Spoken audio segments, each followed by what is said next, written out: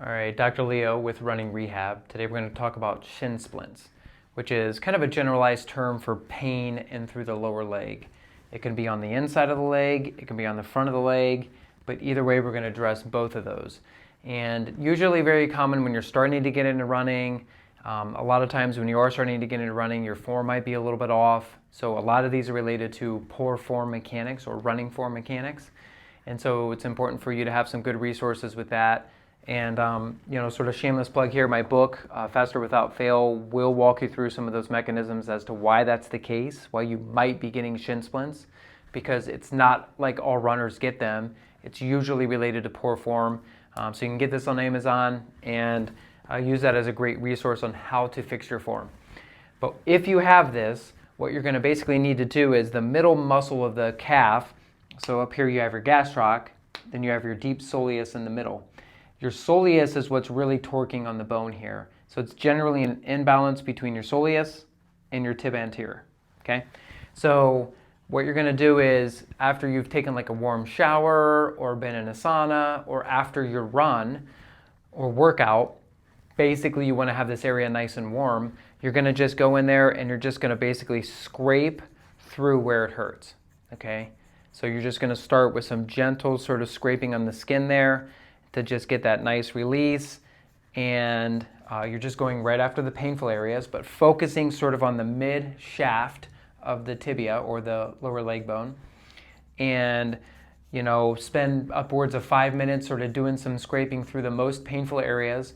The tool, the more you do this, will sort of guide you as to where the tension is. Like I feel a lot of tension there, but less tension up here, so I'm going to hone in on a little bit more on that area.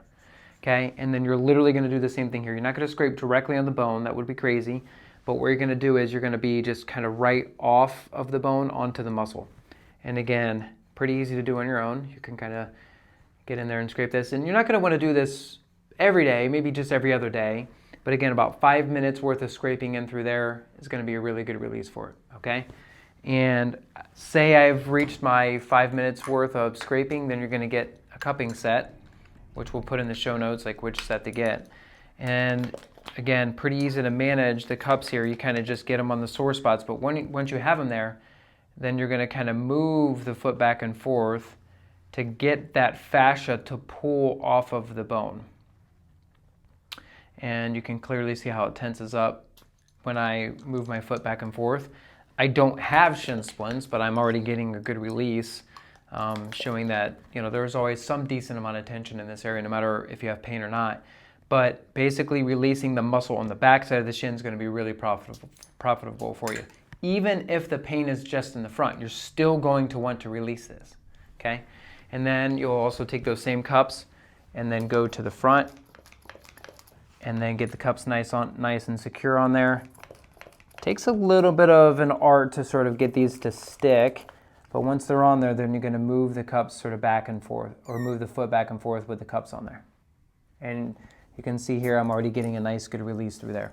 So you're going to scrape 5-ish minutes on the painful areas, inside, front, and then do some cupping. You want to keep the cups on there for maybe 10-15 seconds, but focus on the movement of the ankle, which is going to be the best for that. And then, so total, you're up to maybe like 10 minutes worth of treating it. And then if you've got them on both sides, you're obviously going to want to do them on both sides. But then after you've done all that, then you're going to go through some gentle stretching. So then you're going to go and do kind of a classic calf stretch here, but you're going to hold it for 2 minutes.